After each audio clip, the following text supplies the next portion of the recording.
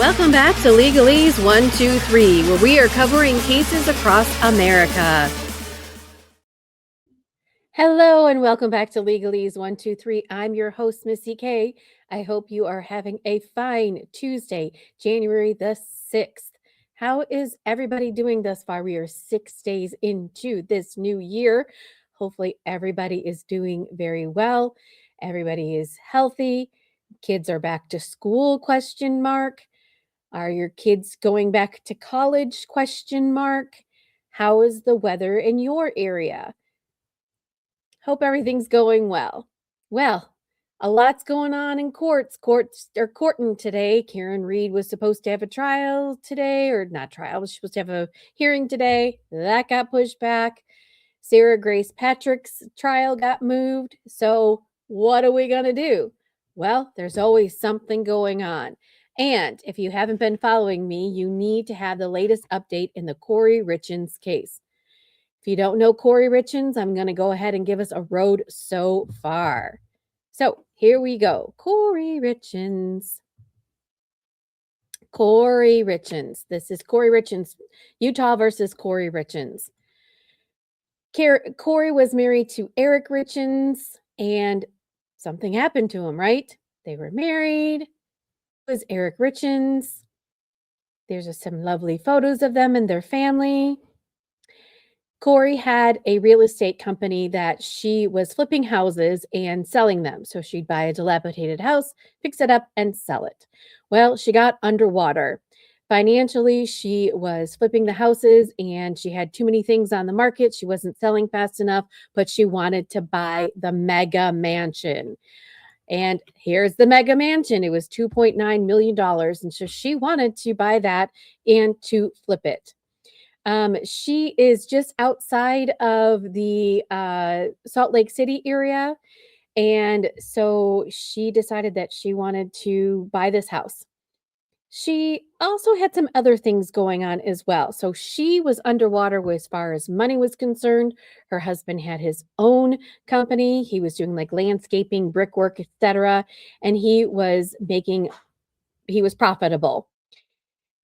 Well, it's alleged that she unalived him with 5 times the dose of fentanyl in order to get his money. They had 3 children together, and I don't know if she thought she was going to get away with it, but she, in the meantime, he was unalived in March. It took the police several years to crack her phone to figure out what had happened to him. They thought he might have just died of an overdose. They got the toxicology report back saying no. And so then once they cracked her phone, they realized there was messages between her and another person about getting drugs delivered to her through a third party. Long story short, he passed away. She rigged her financial documents that had the heading of her bank and her information, his financial information, to state that she had funds in her account, and that is how she was able to purchase this $2.9 million mansion, but that was after he was deceased. He was 38. What did Kouri have to gain? Well, Kouri also had a paramour. She was dating somebody else. Could that have been another reason? So there's a litany of reasons and stressors in their marriage and their life, and that is why she is on trial. There's some more photos of her and Eric. She also wrote a children's book, Are You With Me? And she went on radio and television to promote it. But remember, she was ultimately the one who was alleged to have been the person who unalived her husband. That's her old attorney. Here's the walk the dog letter. The walk the dog letter is a letter that she wrote while she was in jail. She had written it to her brother and her mother. It basically is a letter telling them what to do. She and her defense team allege that it was for attorney-client privilege only. And yet she also said she was writing a book. She did not put it in an attorney-client privilege manner with which the staff at the jail could not ascertain whether it was or wasn't attorney-client privilege. So the prosecution got a hold of it, and it is, again, a sort of witness intimidation coercion letter. So that they are going to have a hearing the 7th and this 8th, so tomorrow and the next day, about whether or not this letter is admissible or not. It is a doozy letter. If you haven't heard about it, go into my show notes under Kouri Richins, and you will read all about this document. So she's got a defense team. She's got 3 new lawyers. And, the state is basically saying that she unalived her husband. There was a pretrial conference hearing that we went over, and now there was another hearing that was just a couple of days ago. So we are going to go ahead and get into that, and we are going to watch that and see where we are at with this case and if everything's on track for us to move forward starting tomorrow. Here we go. We're on the record in 231-500-139. State of Utah versus Kouri Richins. Can I have counsel for the state make their appearances, please? I can't hear Your Honor, it. Brad Bloodworth, Lindsay Shervinack, Margaret Olson, Fred Burmester, and Joe Hill on All behalf of right, the state. here we go. Very good. On behalf of Ms. Richins, please. Wendy Lewis, Catherine Nestor, and Alexander Ramos on behalf of Ms. Richins. Ms. Richins is present by WebEx. We're here for a brief pretrial conference in advance of the hearing. Sorry, I got it going on in 2 different places. We will start again. All right, here we go. All right, good afternoon. Sorry, technical We're difficulties. on the record in 231-500-139. State of Utah versus Kouri Richins. Can I have counsel for the state make their appearances, please? Your Honor, Brad Bloodworth, Lindsay Shervinack, Margaret Olson, Fred Burmester, and Joe Hill on behalf of the state. Very good. On behalf of Ms. Richins, please. Wendy Lewis, Catherine Nestor, and Alexander Ramos on behalf of Ms. Richins. Ms. Richins is present by WebEx. We're here for a brief pretrial conference in advance of the hearings that are set for next week. Mr. Bloodworth, from the state's perspective, are we on track as planned for January 7 and 8? Yes, Your Honor, but I do have a few questions. Has the court at this point identified any witnesses it would like to hear from on the 8th? No, unless one of you specifically asks for an opportunity to voir dire a witness live in advance of trial, I'll make decisions either based upon just the papers that have been submitted or a combination of the briefs and your oral argument.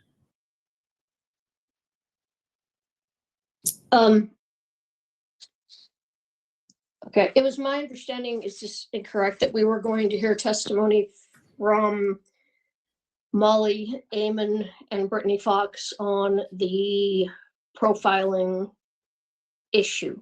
I think that's on set. It was unclear to me whether we'd be doing that by live testimony or by declaration, but that would occur on the 7th, right, as part of the 702 issues. Okay. And we had agreed that those witnesses could appear via WebEx. So, fine. I mean, unless the court doesn't find it helpful, I mean, I think it would be helpful to hear from those witnesses. We're questioning the scientific methodology of that particular witness. I find it helpful to the extent you believe it's necessary to develop defendants' arguments in support of your motion to exclude under 702. If you don't think live testimony is necessary for the court to understand and rule on those arguments, then I'm not going to independently question those witnesses. Okay.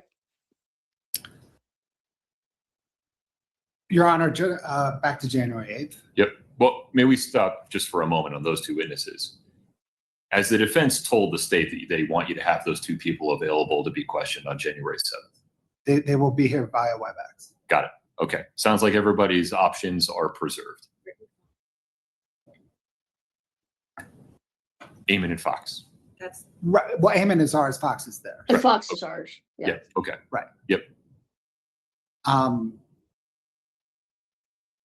Your Honor, did the court on January the 8th want to address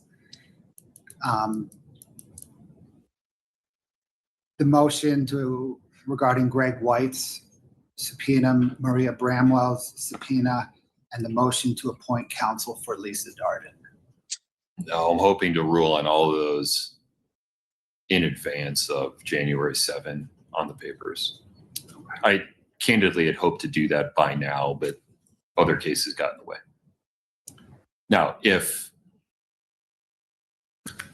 I haven't seen, Oh no, other cases got in the way. Could it be that you're busy? the Bramwell law firm, Mr. White, ask for a hearing. Did I miss it? I'm not aware of that. Yeah. And so I think I can rule in the papers on those. Okay, sir. There's an issue regarding the motion to appoint counsel for Lisa Darden I saw that. that I would like to address non-publicly today if we can. You guys just got to give me a basis to do it non-publicly. I just have to make some findings in order to close the record. Your Honor, it involves counsel in this case. Okay. I'm inferring that discussion of what you want to discuss on the record in a public manner regarding that motion would materially prejudice defendant in advance of trial. It's possible. The thing is, at this point, I don't know. Okay. But I think if we were to have a quick discussion today, non-publicly, it could resolve itself. Okay. It could become a thing. I don't know. We'll do that before we conclude today. Yes, sir. Okay. Anything else on your list at the moment? Your Honor, confirmation regarding the deadline for defense Rule 16 disclosures. Go on. I guess the state's question is it 2 weeks before February 10th jury selection or 2 weeks before February 23rd trial? I mean, normally it would be before jury selection because that's when the trial starts. And to some measure, the disclosures, particularly witness disclosures.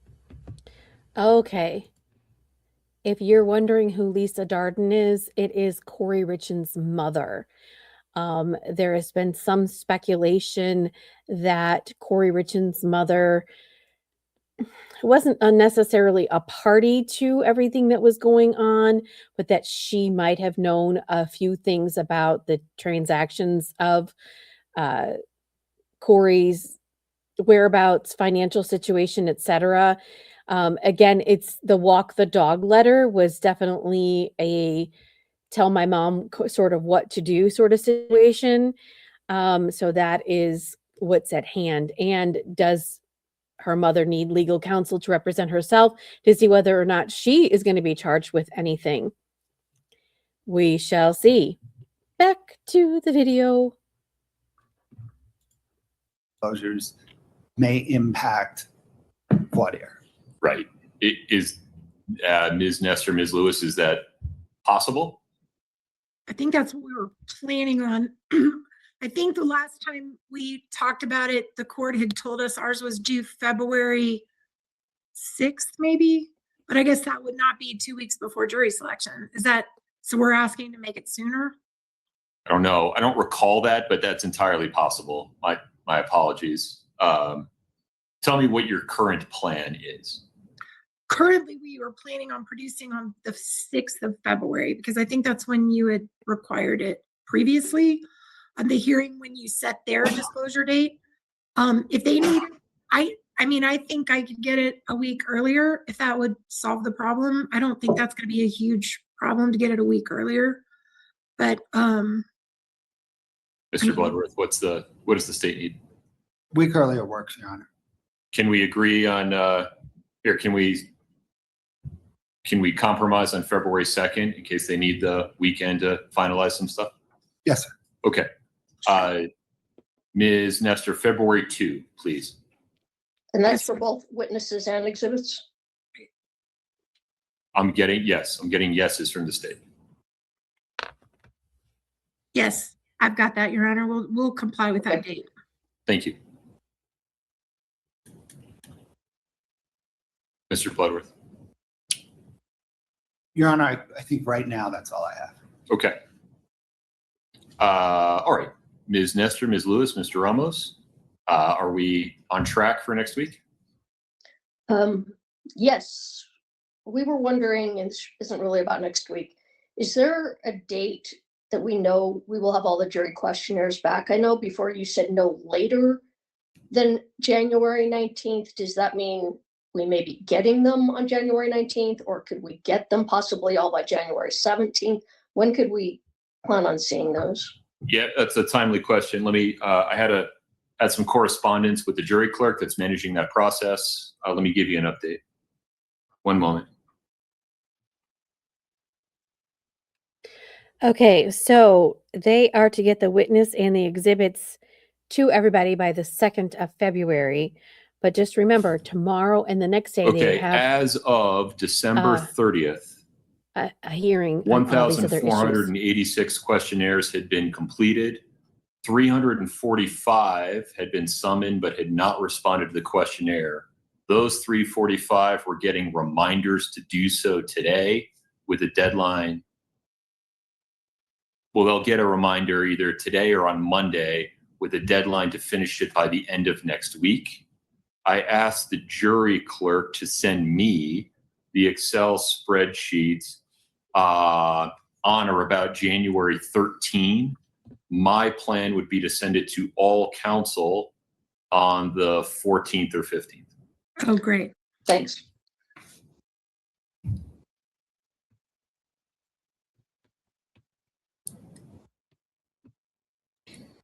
If I may, I mean, you all have this firmly in hand, but if I may make a recommendation to avoid errors that I've made in the past, create a working copy of the Excel spreadsheet. One you treat as sacrosanct as the original. The other is the one you play with sorting in. If you make a mistake sorting them, it's almost impossible to undo. Good advice.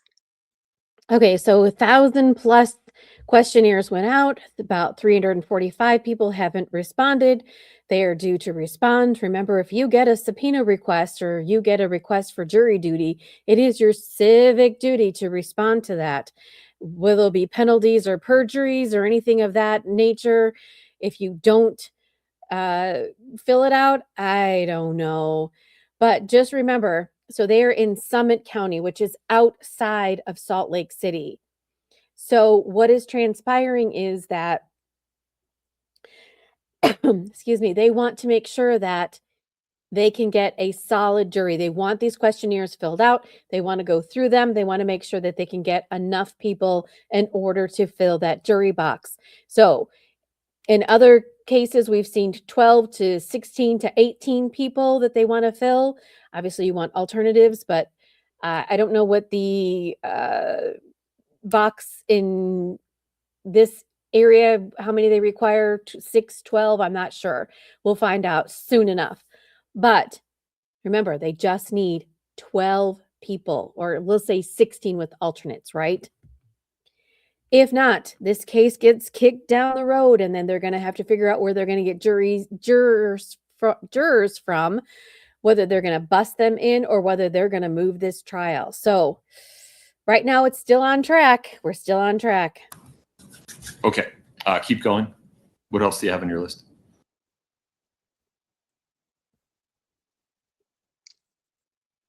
Don't think we have anything.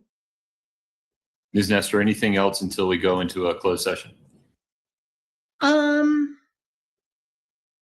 I don't think so. I did want to just clarify as far as the jury instructions. I was having trouble understanding my own notes. You wanted just basically like a little brief summary of our support of any instruction that we're asking for that is not agreed on, right? Yeah, and it can be of varying amounts of substance. Sometimes it can just be simply a citation in the footer to the controlling case that says it was reversible error not to give the instruction, right? No I can worries. connect those dots. If it requires a few paragraphs of explanation, maybe put together a short brief saying, here's why we're entitled to this instruction. The other question or just thing I needed to bring to the court's attention. So the state on a few days ago, and it's the holidays, and I'm sorry, but the days are all. So, just briefly here, if this attorney looks very familiar to you, she should. She is one of the lead attorneys on the Tyler Robinson case. If you're not familiar with that case, Tyler Robinson is accused of unaliving Charlie Kirk when he was giving a speech at the one of the universities in Utah. So she is the lead defense attorney on that case. So she's doing major double duty here. So when she says she's confused, I don't blame you. all confusing to me because they've all been in the middle of the week. But within the last week, the state has amended their exhibit list to include approximately, I don't know, 20 to 30 new exhibits. I anticipate that at least some of those exhibits I am going to have objections to in the form of a motion in limine. I will try to get something on paper this weekend as quickly as I can. I don't know if it would be in time to hear it on the 7th and 8th, but it might be something we need to take a few minutes on, prior to trial. I don't know. I imagine there will be several of those between now and opening statements. Well, and I assume they'll have some motions in limine on anything I want to introduce, which they won't even see until the 2nd. So I assume there will be one more round of motions in limine, but I am just giving the courts a heads up that I do anticipate objecting to at least a few of those new exhibits. I appreciate that. And some of them are going to fall under the same type of objection that I've already made in my motion in limine. So it may just be that we can just add those into the argument because it's the same nature of document on the argument we have on the 8th. But if that's stressful to the state and they'd rather argue it separately, we can. But I think some of them are going to just be connected to the same type of objections I've already made. I'm less concerned if it's stressful to the state and more concerned if it's stressful to me. There are Right. 8 or more of you and there's one Right. of me. And so the limiting factor. Right. Limit your papers because he's got to read everything. So if you're filing a motion in limine for one exhibit that you want to be removed, he's going to be bogged down with papers. Let's hear what he has to say. There is my ability to be prepared, be able to make timely rulings and keep it all straight. Yeah. I would understand if the defense waited to see what came of the hearings on January 7th and 8th, and then both sides of the V fashioned future objections with the information of what we did on the 7th and 8th. That makes good sense. We'll do it that way. Don't preempt yourself. But I just didn't want you to think I was hiding in the weeds on it or anything. I do anticipate that coming. I anticipate that this will be an iterative process. Yes. And also, Oh I my think goodness. I announced the last time we were before the Yes, you got to love this judge. But also you have to realize too, if you compare this to other trials that you may or may have not seen, this is why I like the behind the scenes scenes. That's why I like to see some of these things play out because these attorneys are so super professional. They don't agree. They've had some blows back and forth, but you see they're just doing their jobs, right? The defense attorneys are doing their jobs, the prosecutions are doing their jobs, and this is the way that it goes. You may not like how they're doing it, but this is how it goes. And this judge is also very impartial, very fair. If one side's not doing something, he tells them. If one side's being bad to the other side, he tells them. It is very refreshing to see. court that I was planning on filing a Daubert challenge to the DEA drug expert. Mhm. We are not going to file a Daubert motion on that one. So I didn't know if you were looking for that, or if you even remembered that I said it, but we're not going to proceed with that one. I'll only consider and rule on what gets filed. Yeah. Okay. Right. I guess one other thing quickly is there, just to, I feel bad for the judge because right now he's got like you said, he's one person. There are 6 people, right? There are 6 people filing motions and et cetera. And he's trying to read through them. He's like, listen, if you don't file it, then I don't look at it. All of this stuff that you're talking about in this hearing is just fodder right now. And until you file it, I don't know about it. The same thing happened in the civil case in Karen Reed when they first had the first judge, and Damon Sellingson got up and he said, "Your Honor, Karen Reed is going to sue everyone." And he's like, "Well, write it in your papers. Once you get in your papers, then we'll take a look and see. But for right now, this is what's before me, and I can only go by what I see." So it's refreshing to see the judges reiterate that statement as well. just keep it straight since there have been so many filings. From our notes and perspective, I think the only thing that needs to have briefing completed before the 7th and 8th is I think we still need to file a reply motion to our motions in limine, which I believe is due Monday. If You choose to, right. you're not required to. Okay. Is there, and Brittany, I think one of our paralegals emailed you, but if there's anything else that's not fully briefed that we have let go, if that would be not too difficult to let us know. Yeah, with respect, Brittany's not the person for that job. You Okay. all need to just go through the docket and figure Right. out if there's anything that you want to have submitted for decision that isn't yet. Right. But we can't ask Brittany to do that for you. Right. All right, understood. That's fine. I thought she And would that just who- know because she's Brittany. I guess as Brittany must be maybe his paralegal, or his court clerk or his person. So no, darling, you got to do your own job. You and your team need to do your due diligence. If there's something that hasn't been ruled on, you have to bring it to his attention. Okay. But She might, but that's not her job to do that. Okay, Mr. Ramos, anything today, sir?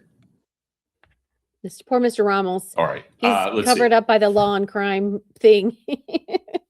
The potential scope of testimony of Ms. Darden, Ms. Richins' mother, is a sensitive topic that may or may not implicate Ms. Darden's Fifth Amendment rights, may implicate a proffer of testimony or other evidence that may or may not be admissible. That all has the potential to affect the jury pool this close to trial. It has the potential to affect the voir dire process. Out of an abundance of caution, the court finds it is necessary to consider the motion to appoint counsel for Ms. Darden as a potential witness in a closed hearing in which the lawyers and the parties will be fully participating, but that will be sealed from public view or review. Ms. Your Honor, Nestor, any objection? no objection, but could we ask that our investigator, Chris Bertram, be allowed be brought into the meeting, please? Yes. Anybody else? No one else. I think the victim representative is entitled to be there. Should I add the Richins family? Okay. All right. We will now go into that closed session via breakout room. Give me just a moment. All right, so there you have it. They are on track for the 2 hearings that are going to happen tomorrow and the next day. When will we know? When? Because this some of it will be public. When will we know? Well, as you know, Judge, and I'm probably going to butcher his name, I think it's Marsden or something like that.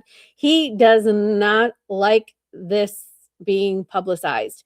You just heard him say that he does not want to taint the jury pool. It is very, very important that he get a fair and impartial jury. He is so worried about that. So some of the stuff is going to be public, some of it isn't. But when does this come out? Because usually when they do a hearing, it doesn't come out until like a day or two afterwards. So stay tuned.